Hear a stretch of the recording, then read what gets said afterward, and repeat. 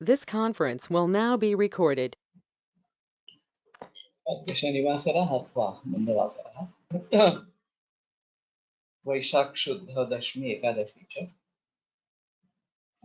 दिनांक 22 मे 2021 केसपुकर पृष्ठ क्रमांक 3 मानसभा शंखं चक्रं यदैतां ददतमृतघटं चारुदोर्भिश्चतुर्भिः सूक्ष्मस्वच्छातिरुद्यां शुकपरिविलसन् मौलिमं भोजनेत्रं कालाम्भोदोज्ज्वलाङ्गं कटितटविलसच्चारुपीताम्बराढ्यं वन्दे धन्वन्तरिं तं निखिलगदवनप्रौढधावाग्निलीलम् प्रौढधावाग्निलीलम् ब्रह्मणो हि समारब्धामात्रे अर्धेषु पूजिताम् अस्मदाचार्यपर्यन्तां वन्दे गुरुपरम्पराम् आयुर्वेदरतं वन्दे माधवाख्यं महागुरुम् आयुर्वेदामृतं सर्वं शिष्येभ्यो यः प्रदत्तवान् द्रष्टाज्ञानी दृष्टकर्मा कृतकर्मा तथैव च अध्यापकोऽभिषक्श्रेष्ठो महान् संशोधकस्तथा गुणैरेतैः समुदितैः यत्कार्यं प्रतनोति सः समृद्ध्यर्थं हि कार्यस्य वयं प्रयतामहे सरस्वत्यै नमो यस्याः प्रसादात् पुण्यकर्मभिः बुद्धिदर्पणसङ्क्रान्तं जगदध्यक्षं वीक्षते आत्रेयं प्रथमं वन्दे आयुर्वेदजगद्गुरुम् आयुर्वेदामृतं सर्वं गृहीत्वा विसुरेश्वरात् अग्निवेशादिकेभ्यो यत्प्रेच्छत् सत्तमः प्रथमं तन्त्रकर्तारम् अग्निवेशं नमाम्यहम्।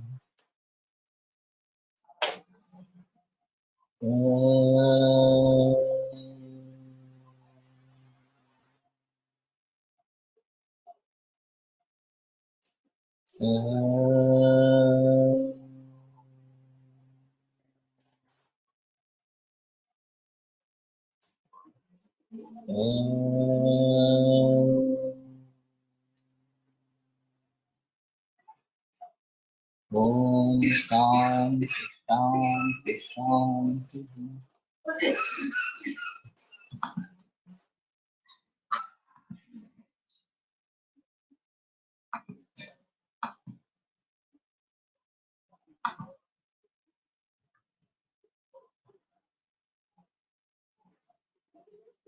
तो मानस भाव परीक्षण हम शुरू करना चाहते थे।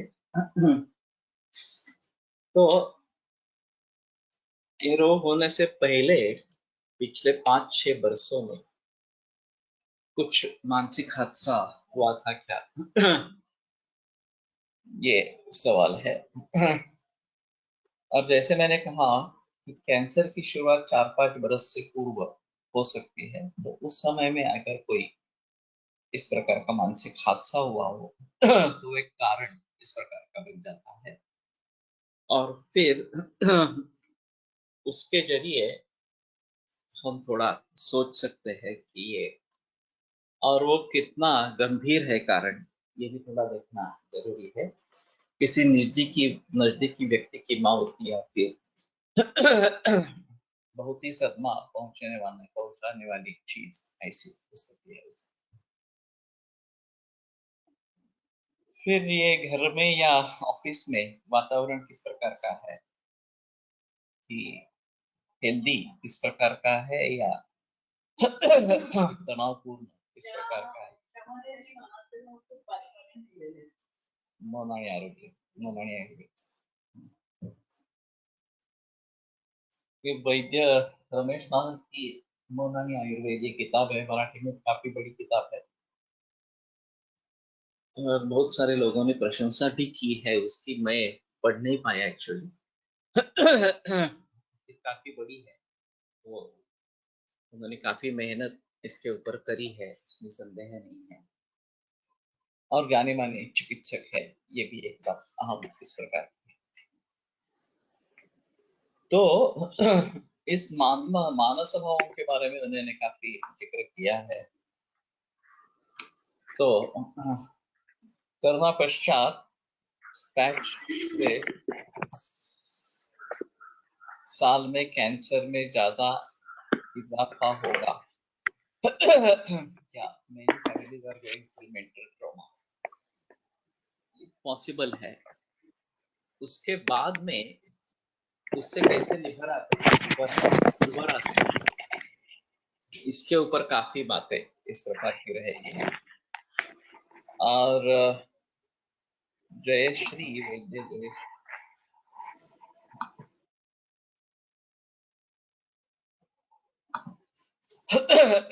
तो अभी ये बड़ा सदमा है, इसमें कोई संदेह नहीं है, कोरोना का इस प्रकार से।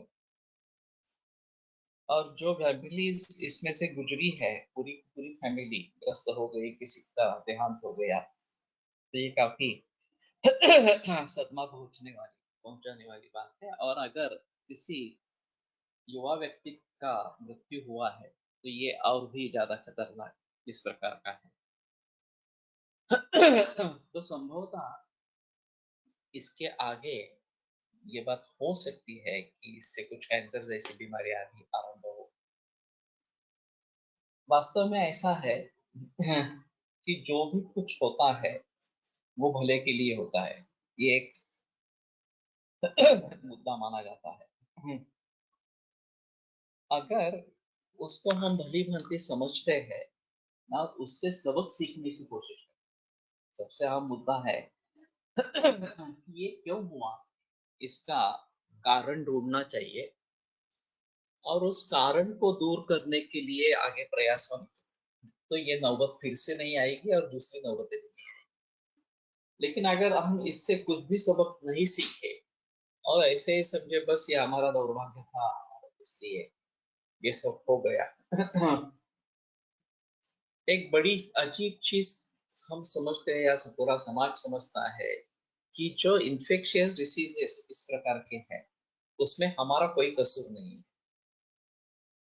ये इन्फेक्शन हो गया और फिर मौत हो गई इस प्रकार। लेकिन हमने लापरवाही की क्या, ये एक अहम मुद्दा है। उसके लिए हमें जो भी कुछ करना चाहिए था वो मैंने किया या नहीं किया। चाहे इम्यूनिटी बढ़ाने की बात हो तो मैं इम्यूनिटी के बारे में कितना सजग इस प्रकार का हूँ और मैंने इम्यूनिटी के लिए कितने प्रयास किए हैं।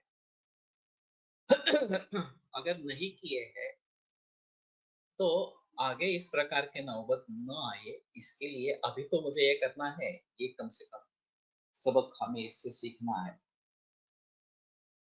तो अगर हम सबक नहीं सीखेंगे तो नुकसान जरूर होगा, उसमें कोई संदेह नहीं है। और आश्चर्य से इसके बारे में कोई बहस नहीं कर रहा। हाँ, थर्ड वेव आएगी, थर्ड वेव आएगी, ये सब अभी बोल रहे हैं। ये सिर्फ केवल टेंशन बढ़ाने का मुद्दा है। और आने पर क्या हमें किस प्रकार की तैयारी होनी है, उसमें ऑक्सीजन सिलेंडर्स रेडी होने चाहिए, कोविड सेंटर्स रेडी होने चाहिए, एनआईसीयू रेडी होने चाहिए, क्योंकि बच्चे भी बीमार होंगे इसमें वगैरह वगैरह। लेकिन कोई भी एलोपैथी में इस प्रकार से नहीं सोचता कि ये न आने के लिए क्या करें। वो ज्यादा से ज्यादा कहें कि सोशल डिस्टेंसिंग रहो, मास्क का उपयोग करते रहो और अंडे वगैरह खाओ इस प्रकार से। ये तो बड़ा अजीब माहौल इस प्रकार का। तो ये तरीका है क्या अगली वेव को रोकने का इस प्रकार से। फिर से अगर विदेशों से आते हैं तो उस पर पाबंदी कितनी होती है, उसकी सुरक्षा के बारे में कैसे सोचते हैं। और अभी धर्म के आधार पर जो मेले हुए हैं किसी भी धर्म के हो, उसके बारे में WHO वगैरह ने भी काफी बड़ी टीका की है इसके बारे में। तो ये बात न हो, इसके बारे में अभी इलेक्शंस हुए, ये भी एक बड़ा कारण इस प्रकार का। तो ये सोशल डिस्टेंसिंग वगैरह वगैरह वो भी हम नहीं कर रहे हैं। इंडिविजुअल हेल्थ की बात, इंडिविजुअल रोग प्रतिकार क्षमता की बात, ये तो किसी के सोच में भी नहीं है। तो हम अगर इससे सबक नहीं सीख पाएंगे तो थर्ड वेव, फोर्थ वेव, दूसरा कोई वायरस, दूसरी कोई बीमारी आती ही रहेगी। और वैसे इसके बारे में अगर इसके जरिए वैक्सीनेशन, इस मुद्दे पर ही अगर चर्चा होगी तो ज्यादा बेहतर। इसमें फार्मा का बड़ा रोल है। और फार्मेसी जो है उसको बहुत बड़ा मुनाफा इससे मिल रहा है। अब ये सैनिटाइजर्स वगैरह वगैरह का मार्केट बहुत तेजी से चल रहा है, और अब और भी चलता रहेगा, क्योंकि लोग समझते हैं यही तरीका है उसको दूर रखने का। तो वास्तव में सभी ढंग से विचार होना। और मैंने एक बात की थी कि ताई राजवाड़े हमारी अध्यापिका थी जब मैं थर्ड ईयर में था, और ये जानी मानी प्रसूति तंत्र के बारे में बड़ा अनुभव था उनका। और उस समय वैक्सीनेशन नया आया था, मैं बात कर रहा हूँ 1978-79।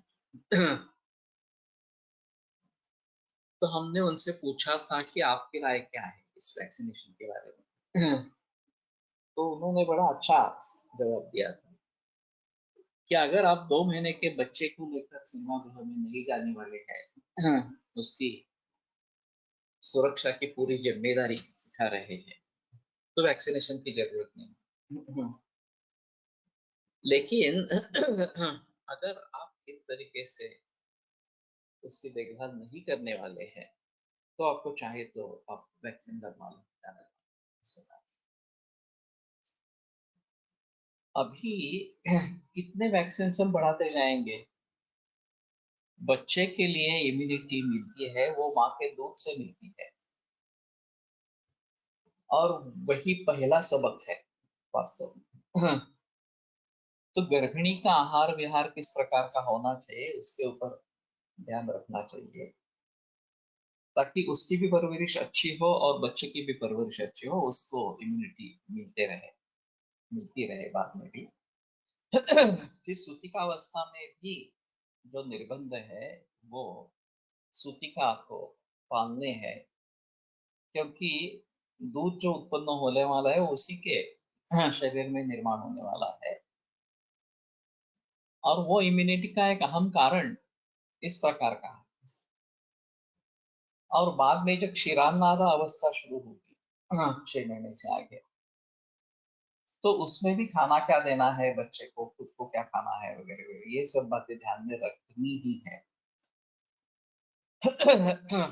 और हमारा जो सुवर्ण प्राशन विधि है, चाहे पुष्य नक्षत्र पे करो या हर रोज करो, हम तो हर रोज करने के लिए बताते हैं, गुटी है। और उसमें हम परिवर्तन ला सकते हैं कि ये आज ज्यादा दाना है, ये कम करना है वगैरह इस प्रकार से। तो इससे जनरलाइज्ड इम्यूनिटी मिलेगी। सोना दे देंगे उगाल के तो उससे जनरलाइज्ड इम्यूनिटी मिलेगी, और वो सबसे अहम है। फिर ये टीका लगवाने की क्या जरूरत है वास्तव में। और पोलियो के बारे में कहा जाता है कि जिनकी इम्यूनिटी कम ही है उन बच्चों को अगर पोलियो वैक्सीन दिया जाता है तो पोलियो हो जाता है, हम खुद ही इन्फेक्ट करते हैं। यही सिलसिला कोविड-19 के बारे में भी चल रहा है। जिनकी इम्यूनिटी मूल से ही कम है उनको वैक्सीनेशन देने के बाद इन्फेक्शन हो जाता है, और सिर्फ वही इन्फेक्ट नहीं होते, वो पूरे परिवार को इन्फेक्ट कर देते हैं। हाँ। तो ये बात एक अहम है कि वहां से इम्यूनिटी के बारे में सोचना है। और फिर वैक्सीनेशन देना जरूरी है नहीं है, ये इसके बारे में बहस होनी बहुत जरूरी है, लेकिन ये फार्मेसी वाले मानेंगे नहीं। वो प्रचार प्रसार करते रहेंगे, नहीं नहीं ये बराबर नहीं है वगैरह इस प्रकार से। तो स्वर्ण प्राशन का वेढ़ा जो बोलते हैं, 1 इंच का उगाल कर देना है, घिस कर देना है इस प्रकार से। और पहले महीने में एक, दूसरे महीने में 2, तीसरे महीने में 3, ऐसी परंपरा है। तो महीनों के हिसाब से ये देते रहना है। और बाद में आप सोना, जब बाहरी दूध शुरू हो जाता है तो दूध में डाल के दूध गर्म करके दे दो, या 1 कप दूध 1 कप पानी, सोने का कंगन या अंगूठी उबाल के 1 कप रखो, और खुद के लिए भी ले लो, बच्चों के लिए भी दे दो। पानी भी सोना डाल के उबाल कर लेना है, ये भी एक अच्छी बात है। तो मंडलेर्जातवेदस्य तस्यायो श्रुतम, ये वास्तव में माशपर्ण भूता धेनु के रसायन वाजिकरण अध्याय है। तो इस प्रकार की माशपर्ण भूत जो धेनु है, गाय है, उसका अगर दूध सुवर्ण सिद्ध करते हैं तो वाजीकरण बताया गया। तो ये रसायन वाजीकरण दोनों है। मैं सभी कैंसर के मरीजों में इसका प्रयोग करता रहता हूँ। अब हम खुद भी हर रोज ये दूध लेते हैं, इसमें गुरुची सुवर्ण सिद्धक्षी इस प्रकार के बना के लेते हैं, बरसों से ले रहे हैं, आज की बात नहीं है। पानी भी उबाल के, सोना डाल के उबाल के बरसों से ले रहे हैं। तो कहने का तात्पर्य अर्थ ये है कि इसमें से अगर हम सबक नहीं सीखेंगे कि मैं दिनचर्या अच्छी तरीके से निभा नहीं रहा था, रात को देर तक जागता था, फिर देर से खाना खाता था, सुबह देर से उठता था, व्यायाम योग कुछ भी नहीं करता था, तो मुझे इससे सबक सीखनी है कि नहीं, मुझे ये सब परिवर्तन लाना है मेरे जीवन। और फिर ये अगर हो जाए तो नई वेव नहीं आएगी, या हम उससे बच पाएंगे। थर्ड वेव भी आएगी या और भी कुछ आएंगे तो भी बच पाएंगे। सुवर्ण प्राशन मध्ये काय कंटेंट आहे? सोना ही है बेसिकली। कुछ लोग काश्यप संहिता के आधार पर बनाते हैं और ड्रॉप्स बनाते हैं। मेरे भी क्लिनिक में किए गए थे, मेरा हिस्सा नहीं था उसमें। कविता मुंजे जब थी तो वो कर रही थी। लेकिन ऐसा है कि हर रोज अगर सोना घिस कर लेते हैं तो ज्यादा बेहतर ऑप्शन है। नहीं तो सोना उबाल के भी ले सकते हैं, और बच्चों को खास करके घिस कर देना अच्छा है बालकों के लिए।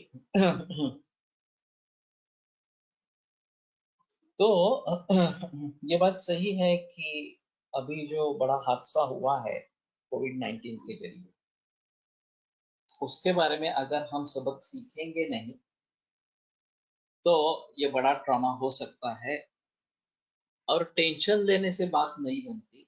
हाँ, हाँ। टेंशन के लिए उपाय करना है, और आगे टेंशन नहीं आए इसके बारे में सोचना है।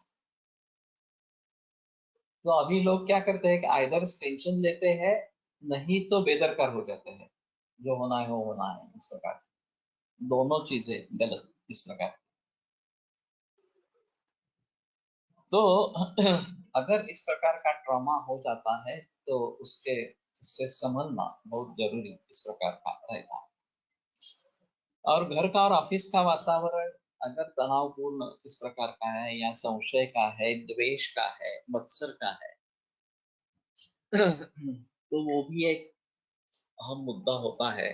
कि कंटिन्यूअसली स्ट्रेस में रहते हैं।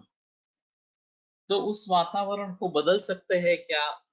हम ही में कुछ कमी है, और मुझे ही सुधरना है। एक बात कही जाती है कि दूसरों को सुधरने से पहले खुद को सुधरो। हम दूसरों के दोष आसानी से देख सकते हैं, हमारे खुद की गलतियां दोष नहीं देखते। हमें लगता है कि जो भी हम कर रहे हैं वही सही है, बराबर ही है। जो गलतियां हो रही है दूसरों से ही हो रही है, मुझसे कोई गलती नहीं हो रही, और ये बड़ी मूर्खता है। तो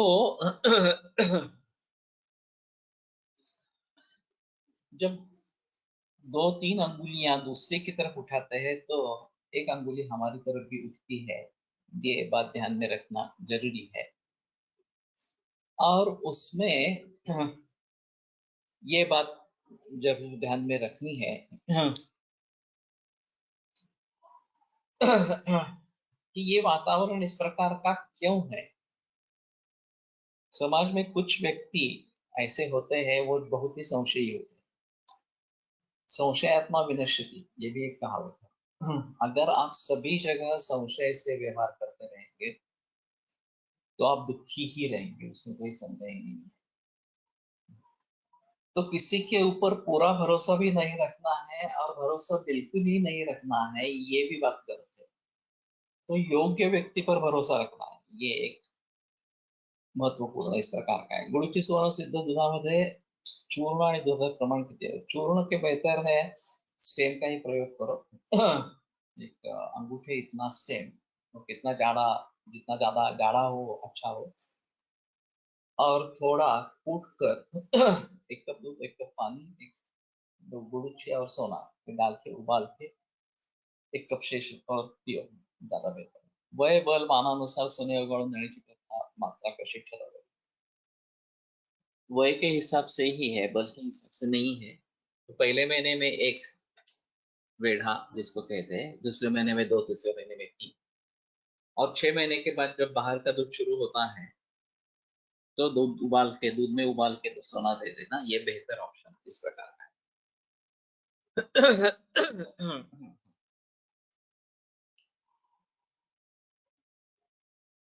तो वातावरण में चेंज कैसे करेंगे? कुछ लोग ऐसे होंगे, मैं ऐसा नहीं कहता, लेकिन ये अपवाद स्वरूप है। ज्यादातर वातावरण बिगड़ने का मेन कारण, हाँ, हर एक की अलग अलग सोच है। जब हम परिवार कहते हैं, घर का परिवार हो या ऑफिस का परिवार, इस प्रकार का, तो वास्तव में परिवार होना चाहिए। जैसे एक परिवार के सदस्य होते हैं, उसी प्रकार उनमें बर्ताव होना चाहिए, उसी प्रकार उनमें विचार होने चाहिए। अगर ये नहीं रहेगा तो मुश्किल होती है। और ये ज्यादातर जो प्रमुख है उसकी जिम्मेदारी होती है, वो किस तरीके से पूरी सिचुएशन को हैंडल करता है, उसके आधार पर ये होता है। और सभी लोगों को विश्वास होना चाहिए कि मैं अगर कुछ बात बोलूं तो उसका गलत अर्थ नहीं निकाला जाए। ज्यादातर बातें जो होती है वो गलत अर्थ निकालने से होती है, वो उस व्यक्ति का उद्देश्य वही रहेगा, ऐसा नहीं कह सकते। लेकिन दूसरी व्यक्ति समझ लेती है कि ये इस प्रकार से कर रहे हैं, तो जरूर इसने इसके बारे में सोचा, इस प्रकार से सोचा होगा, इसलिए ये इस प्रकार से कह रहा है, वगैरह वगैरह। ताजा मिलता है स्टेम तो अच्छा है, सूखा भी अच्छा है, लेकिन सूखा खराब ना हो, ये देखो। हाँ, कुछ लोग फ्रिज में भी रखते हैं, हरा ला के फ्रिज में रखते हैं, उसमें से निकाल के हर रोज रख लेना, लेकिन ताजा मिले तो ज्यादा बेहतर इस प्रकार। वैसे ही बाहर रखेंगे तो खराब होता है। तो कहने का तात्पर्य अर्थ ये है कि संशय है, द्वेष है, मत्सर है। हाँ, नीति शतक में एक श्लोक आया है, यद्धात्रा निर्वाल पट्ट लिखितम श्लोकम महत्वात्म। विधाता ने हमारे भालपट्ट पे जो लिखा है, थोड़ा है या ज्यादा है, तत्प्राप्नोति मरुस्थले नितराम निरोचनातो। अगर मरुभूमि है तो भी वो धन आपको मिलेगा, और मेरु पर्वत पर भी उससे ज्यादा नहीं मिलेगा, वो समय का बनाए। तद्धि लोभो वित्तवत् सुखृणाम वृत्तिम वृथा मा कृता। तो धैर्य से काम लेना है। जो पैसे वाले लोग हैं उनके बारे में, हाँ, इस प्रकार की मत्सर की वृत्ति मत रखना। कूपे पश्य पयो निधावोपि घटो गृह्णाति तुल्यं जलम्। घट जो है वो चाहे हम कूप में डुबाएं तो भी एक घट भर इतना ही पानी आएगा, और समुद्र में डुबाए तो उससे ज्यादा पानी आएगा, ऐसी बात नहीं है, उसमें भर ही पानी होता है। तो ये दृष्टांत बड़ा अच्छा है। दैवे पुरुष कार्य स्थित यस्य बला बलम, दैव और पुरुष का, इनके ऊपर हमारी आर्थिक स्थिति, हमारी पोजीशन वगैरह वगैरह, ये दोनों बातें निर्भर है। तो मैं ये नहीं कहता चाहता कि हमें प्रयास नहीं करने चाहिए, पौरुष तो करना ही है, उसमें संदेह नहीं। और अगर दैव अनुकूल हो तो हमारी तरक्की होगी, उसमें कोई संदेह नहीं है। लेकिन अगर दैव प्रतिबंधी इस प्रकार का है, वो हमारे ही पूर्व जन्म का फल है, तो उससे मायूसी नहीं होनी चाहिए, जो है उसमें संतुष्टि होनी चाहिए। और ज्यादातर ऐसा होता है कि हमें संतुष्ट रखने के लिए जितनी चीज होनी चाहिए वो मिलती रहती है, ऐसा है। फिर भी लोग कहेंगे कि हम तरक्की के लिए प्रयास ही नहीं करेंगे क्या, इस प्रकार। वेढा परिस्वर उगाळून द्यावा का स्वर्ण।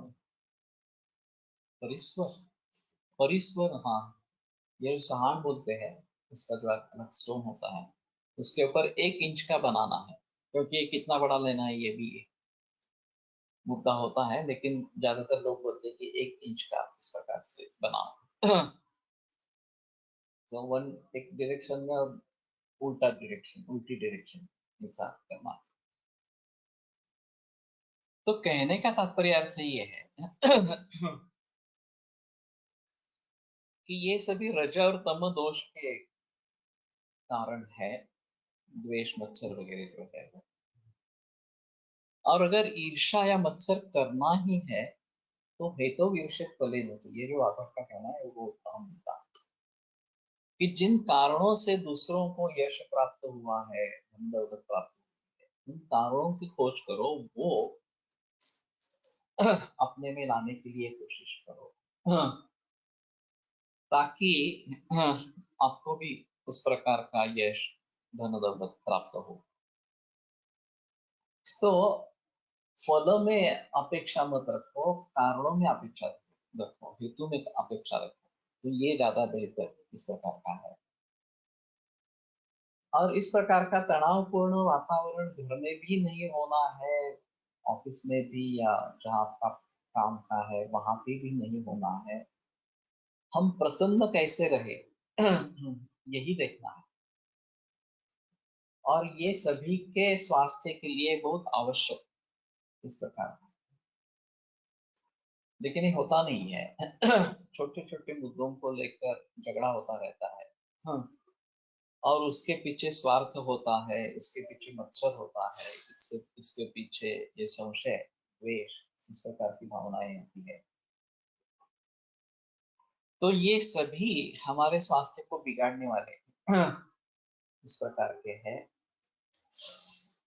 तो भली भांति मूल कारणों को समझे और हर एक व्यक्ति अपने अपने तरीके से इसमें सुधार कैसे लाए ये सोच, तो सभी का भला होगा, सभी का स्वास्थ्य अच्छा इस प्रकार का। ये बीमारी शुरू होने के पहले बहुत बरस मानसिक ताण, चिंता, भीति, नैराश्य, इसके बारे में अगर विचार बहुत हो रहे हैं क्या, और अगर है खुद के बारे में या दूसरों के बारे में, तो उसका स्वरूप कितना है, गंभीर है, पाठ सबसे गंभीर और एक कम कम गंभीर इस प्रकार। तो कुछ फैमिलीज ऐसी रहती है, कुछ व्यवस्थापन ऐसे रहते हैं कि ये तनाव बनता ही रहता है पूरे घर में अनेक वर्षों से, कारण कुछ भी हो।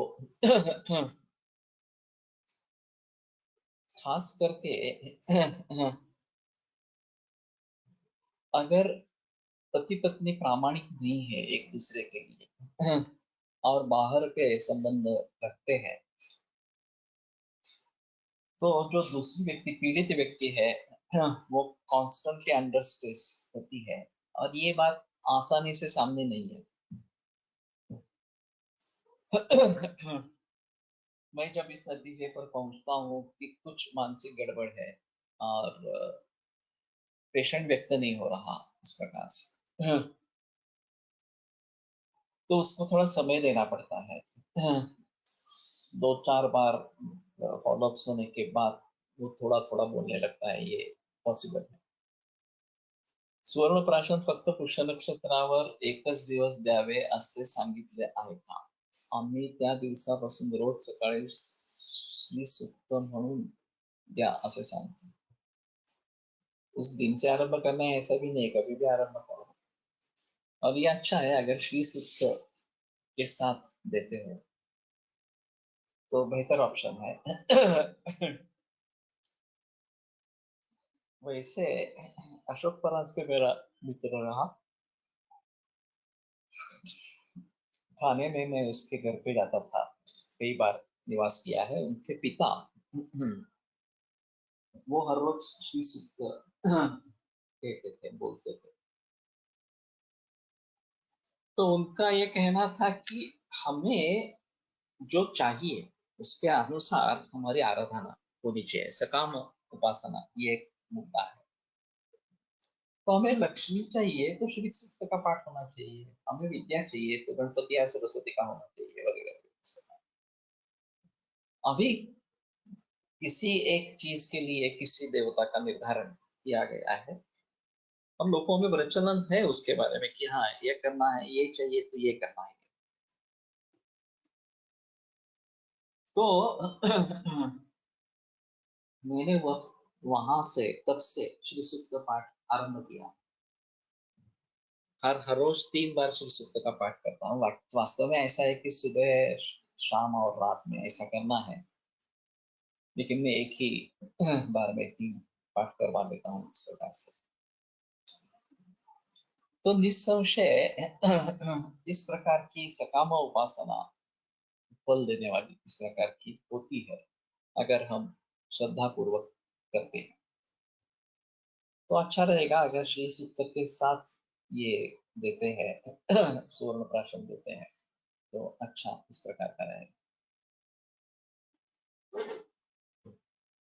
तो इस प्रकार से अगर बीमारी शुरू होने से पहले बहुत सा इसी प्रकार का माहौल रहा है, कांस्टेंट इरिटेशन ये कैंसर का कारण बताएगा.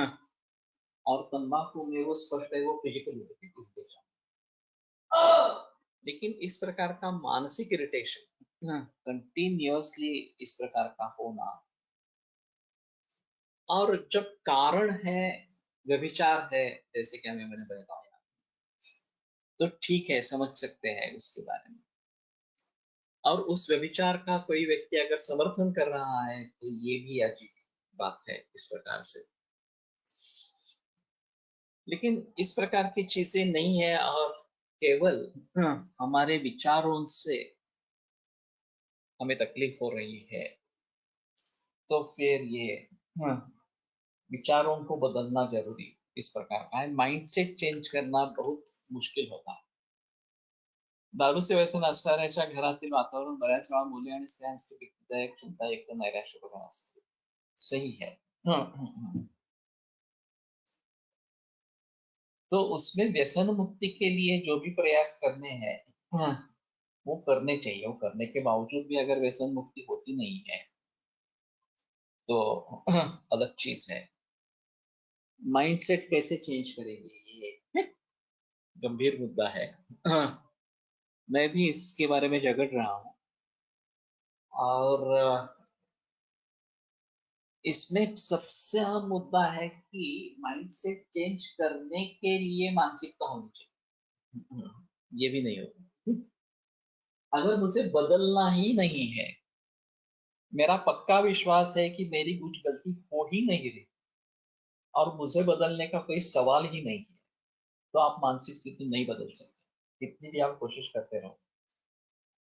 अगर ये एहसास होता है कि मेरी गलती है, खुद को समझनी चाहिए. दूसरों के द्वारा दिखाई दे तो गलती नहीं होनी चाहिए. मैं खुद अपनी गलती का एहसास करूं कि हाँ ये मेरी बात गलत इस प्रकार की हो रही है और फिर मुझे इससे सुधरना है, तो दूसरे लोग सहायता कर सकते हैं, खुद भी खुद की सहायता कर सकते हैं. लेकिन ये बात अगर नहीं होगी तो माइंडसेट चेंज नहीं होगा. पालत्या गड़ावर पानी, ये जो मराठी में कहावत है, अब कितना भी पानी डालेंगे वो सब व्यर्थ होगा. उसी प्रकार से उसको समझाने की आप कितनी भी कोशिश करें वो व्यर्थ होगा. जब वो व्यक्ति कहेगी मुझे चेंज करना है, मुझे उपाय सुझाओ इस प्रकार से, तब जो जो उपाय सुझाया जाएगा वो, उसका अमल होगा, वो लाया जाएगा व्यवहार में, और फिर सुधार होगा। तो ऐसा क्यों होता है, ये भी मैं सोच कर थक गया हूँ कि ये इस प्रकार का बदलाव होना जरूरी है, ये क्यों नहीं मानते हैं। दूसरे ही लोग गलती कर रहे हैं, मेरी गलती है ही नहीं, ये जो पक्का निश्चय होता है इन लोगों का, उसको कैसे सुधरे, ये बड़ी समस्या है। और मैं समझता हूँ कि दुख मिलने से सबक सीखते हैं, वो नहीं होता है। दुख मिलने के बाद सबक सीखना होना है, और दुख से मुक्ति पाने के लिए क्या करना है, ये सोचना है, लेकिन नहीं होता है इस प्रकार से। और एक अंग्रेजी किताब मैंने देखी थी, पढ़ी नहीं पूरी, एटीट्यूड इज एवरीथिंग, ये किताब का नाम था। और घटना घटना होती है, हम उसको किस तरीके से देखते हैं उसके पर ये, हमें दुख लेना है, सुख लेना है, न्यूट्रल रहना है, ये निर्भर होता है। समझो कि एक एक्सीडेंट हो गया हो, तो ज्यादातर हम रास्ते से गुजर रहे हैं और एक्सीडेंट को देखते हैं, तो ज्यादातर हम वैसे ही निकल जाते हैं, कुछ करने का सोचते भी नहीं है। लेकिन हमने अगर देखा कि जो एक्सीडेंट ग्रस्त व्यक्ति है वो हमारी पहचान वाली है, हमारे रिश्तेदार वगैरह इस प्रकार, तो हम आगे होंगे, उसको मदद करेंगे वगैरह। और मानो कि तुम्हारा शत्रु है, तो और उसको मुसीबत कैसी आए उसके बारे में सोचेंगे, या फिर गालियां देंगे, अच्छा हुआ कि तुम्हें परमेश्वर ने ही सजा इस प्रकार की दे दी, इस प्रकार की भी सोच। तो वास्तविक घटना एक ही है, हमारा दृष्टिकोण अलग अलग है, और उस दृष्टिकोण से ये बर्ताव जो है वो अलग अलग इस प्रकार के होते हैं। तो कुरटकर सर का कहना था कि कम से कम दुख तो नहीं, न ले। अगर सुख ले सकते हैं, आनंद ले सकते हैं तो अलग चीज है, लेकिन आनंद नहीं ले सकते तो कम से कम दुख तो नहीं लेना है, न्यूट्रल होना है। तो एक जो मैंने मुहावर कही थी कि जो भी कुछ होता है वो अच्छे के लिए होता है, ये अगर हम मन में ठान लेते हैं, तो उस समय शायद हमें दुख होता होगा, लेकिन बाद में हम समझ पाएंगे, अरे ये होना था इसलिए ये इस प्रकार का हुआ, मेरी ट्रेन इसलिए छूट गई कि उस ट्रेन को एक्सीडेंट होने वाला था और मैं बच गया उस एक्सीडेंट से। जब मैं बीएमएस में आया और एमबीबीएस करना चाहता था, बीएमएस में आया और काफी निराश हो गया, यहाँ कुछ वातावरण ही नहीं है, अभ्यास अध्ययन कुछ नहीं चल रहा है, कोई सिखाने वाले नहीं है।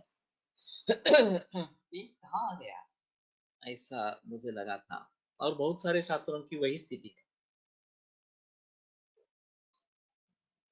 लेकिन जैसे ही कोलटकर सर मिले और फिर उन्होंने मुझे घंटा 1.5 घंटे का एक लेक्चर दिया, मुझे सुनाया, और फिर मेरे मत में काफी परिवर्तन आ गया, और मैंने ठान दिया कि मैं आयुर्वेद के लिए मेरा जीवन समर्पित करूँ। और फिर जो मैं अपने को दुर्दैवी समझ रहा था कि ये कहाँ आ गया, वो अभी मैं सुदैवी मानता हूँ। अच्छा हुआ मुझे एमबीबीएस में एडमिशन नहीं मिली, और मैं बीएमएस में चला आया, और इसके जरिए आयुर्वेद का महान शास्त्र मुझे समझने की अवसर मिल गई, या फिर इसमें मेरा मन लग गया इस प्रकार से। तो उससे कई गुना आयुर्वेद अच्छा है, जो सीखने का मुझे मौका मिला। तो ये आगे होना था, इसलिए शायद मुझे एमबीबीएस में एडमिशन नहीं मिली, ऐसा तो मैं अभी जरूर कह सकता हूँ, और ये मेरे अच्छे के लिए ही हुआ है। लेकिन ये अभी एहसास है, अभी यानी कि जब कोलटकर से बात हो गई उसके बाद में ये एहसास मुझे हुआ। तब तक मैं ऐसा ही समझ रहा था कि नहीं, ये अच्छी चीज नहीं हुई। मैं अष्टांग आयुर्वेद कॉलेज में पढ़ा था डेमोन्स्ट्रेटर था। ऊपर वाली पोस्ट लेक्चरर की रिक्त थी। हाँ, लेकिन जब इंटरव्यूज हुए तो पार्शलिटी हुई और एक दूसरे व्यक्ति का वहां पे नियोजन किया गया। तो उस समय में भी मेरे पास पूरा बीएमएस ये क्वालिफिकेशन एक्स्ट्रा था और मेरे पढ़ाने के बारे में वगैरह कोई संदेह इस प्रकार का नहीं था। फिर भी ये पॉलिटिक्स के जरिए बात हो गई। बाद में उसके ऊपर ये पाबंदी आ गई और कुछ हुआ नहीं। फिर कोलटकर सर ने खुद ने इस्तीफा दे दिया और वो ससुन में पहले ज्वाइन हुए और फिर बाद में तिलक महाराष्ट्र विद्यापीठ में ज्वाइन हुए और फिर उनको त्रिस्कंद कोश करने का मौका मिला। और फिर उन्होंने मुझे बुला लिया वहां पे कोश कार्य के लिए। तो ये मेरे लिए एक टर्निंग पॉइंट था। अगर मैं कॉलेज में रहता तो शायद आगे चलकर लेक्चरर रीडर प्रोफेसर बन जाता। प्रैक्टिस चालू रहती और ये सिखाता भी रहता। लेकिन जो मौका मुझे त्रिस्कंद कोश के कार्य में मिला उसके लिए ये एक अहम मुद्दा था कि आगे कॉलेज में मेरे लिए तरक्की का कोई मार्ग नहीं है। ये पॉलिटिक्स ऐसा ही चलता रहेगा। और मैं आगे नहीं बढ़ पाऊंगा। तो कॉलेज छोड़ने में मुझे बिल्कुल दिक्कत नहीं थी कि ठीक है कॉलेज छोड़ देना है और त्रिस्कंद कोश में चले जाना है इस प्रकार से। और वही सिलसिला जब टिमोवी छोड़ने का समय आया, त्रिस्कंद कोश का कार्य पूरा हुआ और मेरी समझ में आया मैं यहाँ और कुछ नहीं कर पाऊंगा। इतना पॉलिटिक्स जबरदस्त है कि मेरे लायक जो भी काम है वो मैं नहीं कर पाऊंगा। तो फिर मैंने इस्तीफा वहां से भी दे दिया और फिर प्रैक्टिस बढ़ गई। प्रैक्टिस में चला गया, केवल प्रैक्टिस में चला गया इस प्रकार से। और ये त्रिस्कंद कोश के जरिए मुझे प्रातिपदिक कोश के बारे में सुझाव मेरे मन में आए। वो कार्य मैंने आरंभ किया, नई संहिता लिखने के बारे में सोचा। तो ये सभी चीजें जो है वो उस समय में जब मैंने इस्तीफा दिया दिया तिलक महाराष्ट्र विद्यापीठ का, तो भी मुझे बड़ा अफसोस हुआ था कि एक संस्था में छोड़कर जा रहा हूँ। एक यूनिवर्सिटी है, डीम्ड यूनिवर्सिटी है।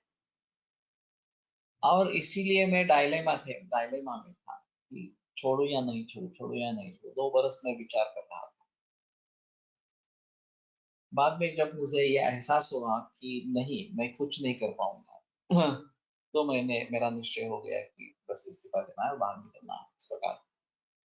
जसे शरीरासाठी एखादी वनस्पती खूप उपयोगी पडते तसा विचार मनाचा करून एखादा मंत्र स्तोत्र असू शकेल का? हो सकता है। लेकिन इसके बारे में चाहे तो हम ज्योतिष की कुछ सहायता ले सकते हैं। वेणुमाधव शास्त्री जोशी के बारे में मैंने सुना था, उन्होंने ही बताया था कि उनको किसी गुरु ने मंत्र दिया था और उनको कहा था कभी भी आप ये मंत्र का जाप कर सकते हैं, टॉयलेट में हो तो भी कर सकते हो, कोई पाबंदी नहीं। जब जब आपके पास समय है, फुर्सत है, ये उस मंत्र का जाप करते हो इस प्रकार से। और उनके पास वैद्य आए थे। वो बोल रहे थे कि आपने इतनी सांप्रतिक स्थिति कैसे हासिल की? उस जमाने में 75 की बात मैं कर रहा हूँ, उनकी कंसल्टिंग फीस 100 रुपए थी। और दिन के औषध के 10 रुपए वगैरह ऐसे कुछ। एक दिन के औषध, जहाँ बाहर रेट 20-25 पैसे वगैरह इतने इस प्रकार के। तो फिर वेणुमाधव शास्त्री जोशी ने ये बात कही कि ये मुझे मंत्र मिला है। तो उस व्यक्ति ने कहा मुझे भी मंत्र दे दो। मैं बोला हाँ दे देता हूँ उसमें कोई प्रॉब्लम नहीं है। तो इस प्रकार का कोई मंत्र है तो हर एक के लिए अलग है। अगर आप किसी से दीक्षा लेते हैं तो एक मंत्र गुरु देते हैं, जय श्री राम जय राम जय जय राम, ये कुंडलकर महाराज का मंत्र है। मैं हर संडे वहां पे जाता था इसका जाप करने के लिए। यहाँ पे एक नजदीक मंदिर है उसमें। फिर ये लॉकडाउन के जरिए बंद हो गया, तो वर्क फ्रॉम होम जैसे जब फ्रॉम होम ये उन्होंने शुरू किया। और फिर कहा कि आप हर रोज 5 बार ये करो कम से कम, और फिर जितने भी भक्त हैं उन सभी का जाप हम नोट करेंगे। उन्होंने भी शुरू किया है। अभी मैं हर रोज करता हूँ, 5 बार करता हूँ। 6-7 मिनट लगते हैं, ज्यादा नहीं लगते। वस्तु या परिस्थिति जैसे हो है वैसे ही देख पाना, ये कैसे करें? इसके लिए क्या करना होता है? किसी कल्पक से या द्रव्य से ऐसा करना मुमकिन है, या इसके लिए स्पिरिचुअल साधना यही एक मार्ग है? दैव के बारे में समझ पता नहीं लगता, ये सबसे अहम मुद्दा है। इसके बारे में पौरुष हमारे हाथ में है, लेकिन दैव हमें मालूम नहीं होता। सबसे अहम मुद्दा है कि हमारे हाथ में है वास्तव में, क्योंकि अगले जन्म का दैव इस जन्म के पौरुष पर आत्मनिर्भर है। लेकिन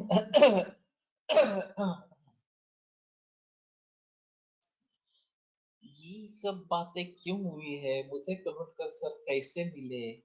मुझे ये त्रिस्कंद कोश में काम करने का अवसर कैसे मिला, मौका कैसे मिला वगैरह, ये कुछ बातें दैव निर्भर है, कुछ आत्मनिर्भर।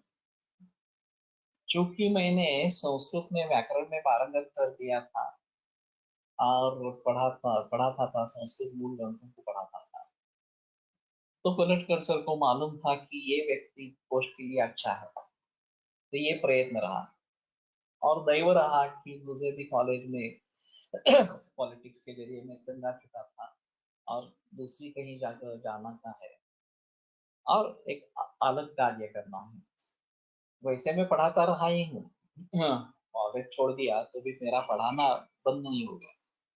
प्रत्येक संस्थेतून कॉलेजमध्ये पॉलिटिक्स असते, त्यामुळे तिथून बाहेर पडल्यावर प्रत्येक जण स्वतंत्र व्यवसाय करण्याचा विचार करतो किंवा नोकरी करतो, पण यामुळे सांघिक काम करण्याची प्रवृत्ती कमी होते, दिसत नाही।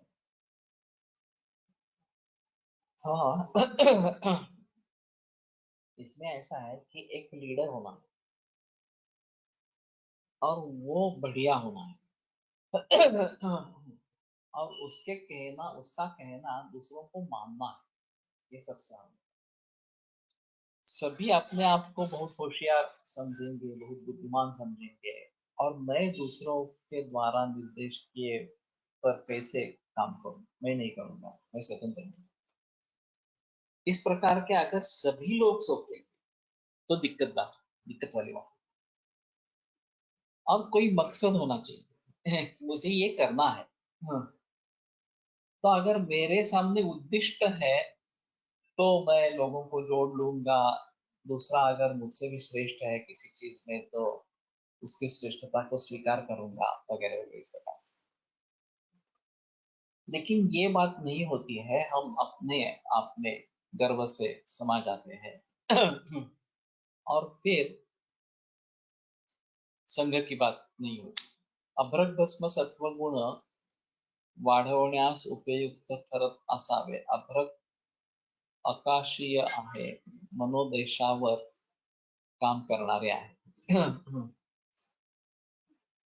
ये मुद्दा है कि अगर द्रव्यों के जरिए हम मानसिक स्थिति में बदल ला सकते हैं या नहीं ला सकते।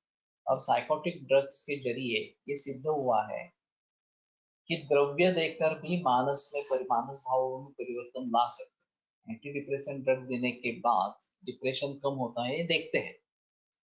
सिर्फ उसकी भी आदत हो जाती है, डोज बढ़ता जाता है, उसके काफी साइड इफेक्ट्स है और मूल रूप से समस्या का हल होता ही। डिप्रेशन से बाहर आने के बाद काउंसलिंग की जरूरत है, और इस कारण से डिप्रेशन हुआ था उन कारणों को दूर करो, ये सोचना है, ये नहीं होता।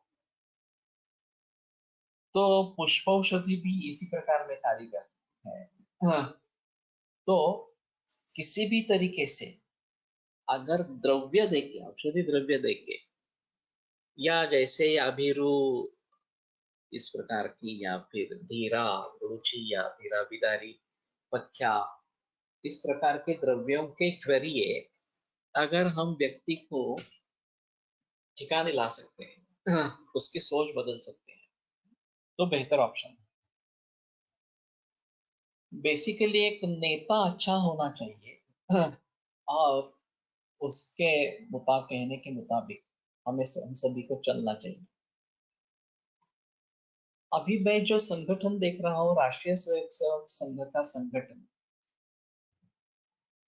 क्यों टिका हुआ है 100 बरस होने के बाद?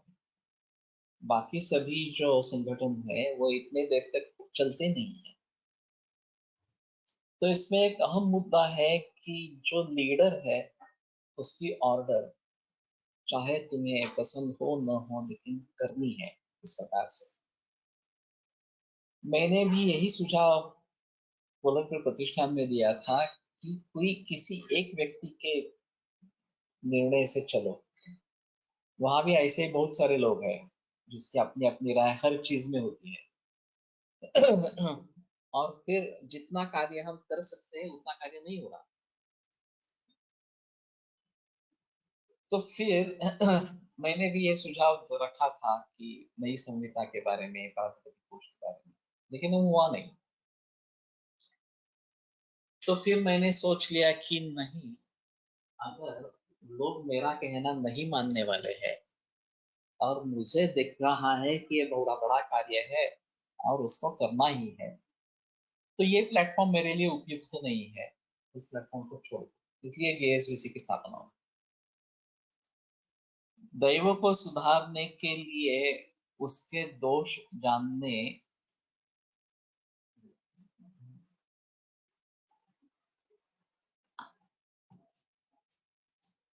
के तरीके क्या कुछ है, और उसको अनुकूल करने के कुछ उपाय।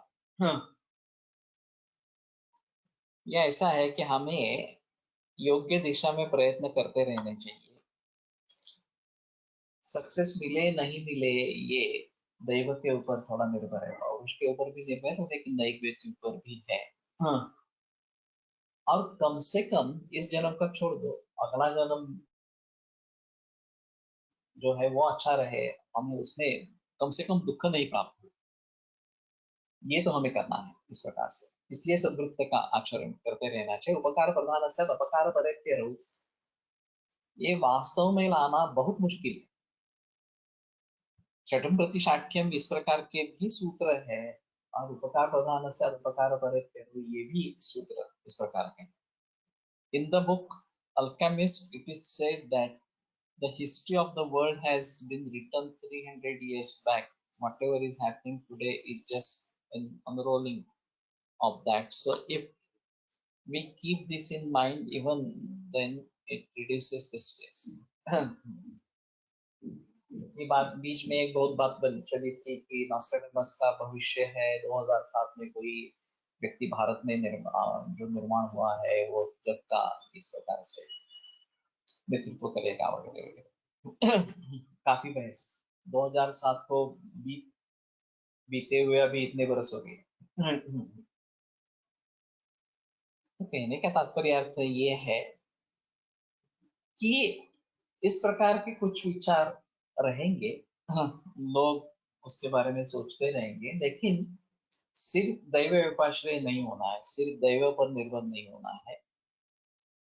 पौरुष उतना ही महत्वपूर्ण, या पौरुष के कारण ही बनता है, तो पौरुष ज्यादा महत्वपूर्ण इस प्रकार का है। बात यह होती है कि जब इससे सिद्धि प्राप्त नहीं होती, यशस्विता प्राप्त नहीं होती, तो क्या प्रयास छोड़ने चाहिए? मेरा ये मंतव्य नहीं है प्रयास छोड़ने चाहिए, ऐसी बात नहीं है। हाँ, जिस चीज के लिए हम प्रयास कर रहे हैं वो अगर हासिल नहीं हो रही तो हमारा ऑब्जेक्टिव चेंज कर, ये बात हो सकती है। अगर ये बात सही है कि किसी व्यक्ति को हम बदलने की कोशिश कर रहे हैं, वो बदल नहीं रही है, तो जो व्यक्ति बदल सकती है, जो हमारे अनुकूल हो सकती है या हमारे अनुकूल पहले से ही है, उस व्यक्ति के बारे में सोचते रहो, उसको प्रोत्साहन देते रहो, ये ज्यादा बेहतर ऑप्शन।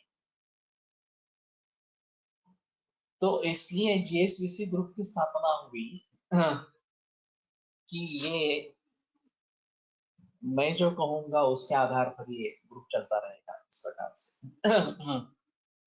लोग अपनी अपने दिमाग लड़ाएंगे, मुझे सुझाव देंगे, लेकिन अंतिम निर्णय मेरा होगा इस प्रकार से, क्योंकि मैं इतनी सारी संस्थाओं में काम करने के बाद इस नतीजे पर पहुंचा हूं कि जो मेरे मन में है वो इतना बड़ा है, कोई दूसरा सोच नहीं सकता उसके बारे में। और वैसे भी है कि अगर कोई दूसरा व्यक्ति भी कोई ग्रंथ लिखने की कोशिश करता है तो भी उसका स्वागत है। आत्रेय ने बहुत सारे लोगों को ज्ञान दिया, अच्छे शिष्यों को ज्ञान दिया, सभी ने ग्रंथ बनाए। चरक संहिता प्रचलन में रही, बाकी संहिताएं प्रचलन में नहीं रही। तो जो अच्छी है वही प्रचलन में रहेगी। लेकिन अगर इस प्रकार से कंपटीशन होगी तो शायद ये ज्यादा अच्छी इस प्रकार की निकले। तो जो भी हो रहा है, फिर से मैं उसी मुद्दे पे आ रहा हूँ कि ये होने के बाद, टीमवी से इस्तीफा देने के बाद मैं प्रैक्टिस में जुड़ गया, फिर गुरुकुल की संकल्पना सामने उभर आई, फिर गुरुकुल में जुड़ गया, और गुरुकुल काफी यशस्वी इस प्रकार का रहा। अब ये लॉकडाउन के जरिए ये सब एक्टिविटीज बंद हो गई है, लेकिन फिर से लॉकडाउन निकलने पर वो एक्टिविटी फिर से शुरू हो जाएगी। और इसी के जरिए मैं जब टीमवी से बाहर निकला तो ये बात हो सकी, गुरुकुल की बात हो सकी, तो प्रातिपदिक कोश की बात हो सकी, तो नई संहिता के बारे में बात हो सकी।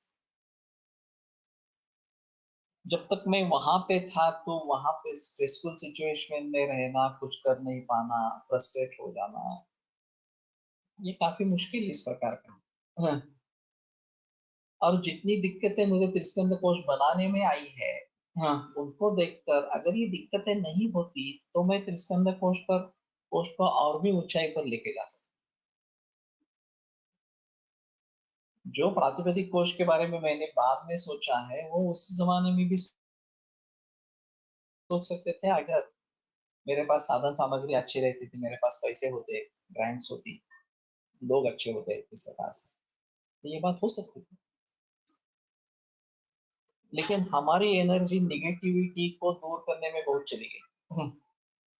अनुदान कैसे प्राप्त करना है त्रिस्कंद कोश के लिए, कहाँ से प्राप्त करना है, कार्य कैसे चलाना है, और एडमिनिस्ट्रेटिव वर्क भी बहुत था, तो उसको कैसे निभाना है। 2 बरस झगड़ने के बाद मुझे एडमिनिस्ट्रेटिव असिस्टेंट मिला था, अनिल पान से मेरा पहला एडमिनिस्ट्रेटिव असिस्टेंट इस प्रकार का बना था।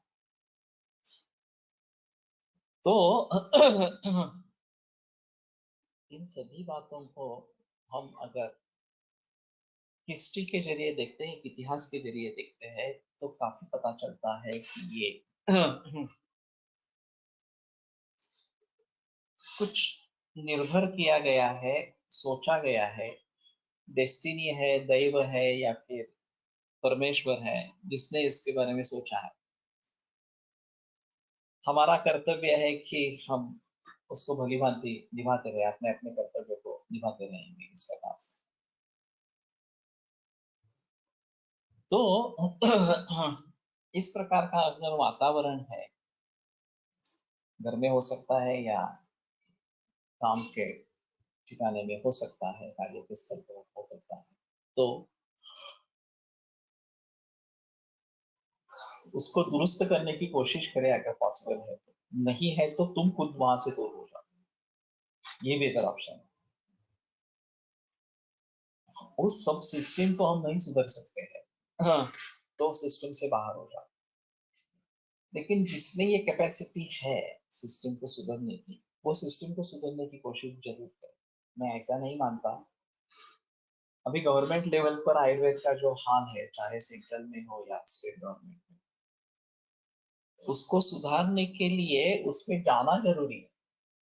बाहर रहकर उसमें सुधार नहीं ला सकते। लेकिन ये काफी झमेला है, हाँ, और बहुत परेशानी होगी हमें उसमें सुधार लाने के लिए। सुधार होगा नहीं होगा ये भी अलग चीज है। तो मैंने जो मार्ग ढूंढा कि गुरुकुल शुरू करें और अच्छे वैद्यों को बनाए, उसमें से कुछ एडमिनिस्ट्रेशन में चले जाएंगे तो सुधार लाएंगे। एडमिनिस्ट्रेशन में जो अध्यापक बनेंगे वो शिक्षा पद्धति में सुधार लाएंगे, जो प्रैक्टिशनर बनेंगे प्रैक्टिशनर को तो सभी को बनना है, ऐसा मेरा प्रस्ताव है। तो वो प्रैक्टिसेस में, क्लिनिकल प्रैक्टिसेस में सुधार लाएंगे। तो वास्तव में मूल इसका जो है वो अध्ययन है। और अध्ययन अगर भली भांति होता रहेगा, मूल ग्रंथों का अध्ययन होता रहेगा, तो ये बाकी चीजें बदलती रहेगी। तो जिस तरीके से इसमें सुधार लाना है, तो कोलटकर सर का कहना था कि छात्रों को निर्माण करना, अच्छे वैद्यों को निर्माण करना, यही अहम मुद्दा है। और फिर उसी को आगे बढ़ाने के लिए गुरुकुल और ये अभी निरंतर पठन या अध्यापन ये जो चल रहा है, ये उसका नतीजा इस प्रकार। तो ठीक है, यहाँ पे रुकते हैं। सोमवार को चरक को लेकर आगे फिर से बढ़ेंगे। आयुर्वेद प्रकांडो निगदितैः शल्यतंत्र प्रधानः शिष्येभ्यः शाश्वतोऽयं निखिलजनकृपा व्याप्तचित्तेन येन आयुर्वेदस्य वाञ्छन् पुनरपि भुवने ताञ्च सुष्ठुः प्रतिष्ठां श्रेष्ठं धन्वन्तरिं तं प्रणमति च सदा वैद्यवर्गो हि नूनम् वैद्यवर्गो हि नूनम्।